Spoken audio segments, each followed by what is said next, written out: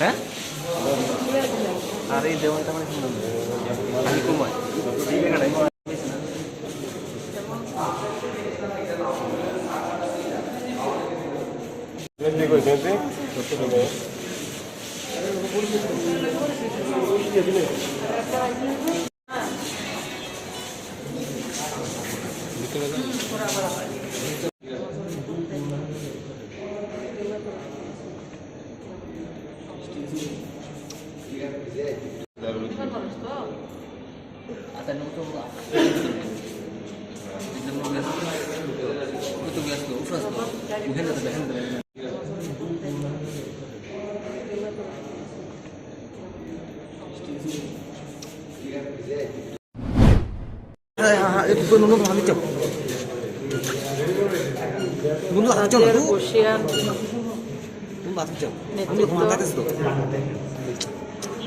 ভারতীয় জনতা party IPFT সরকারের cabinet মন্ত্রী মাননীয় এনসি দেববর্মা অসুস্থ রয়েছেন, আপনারা সবাই জানেন।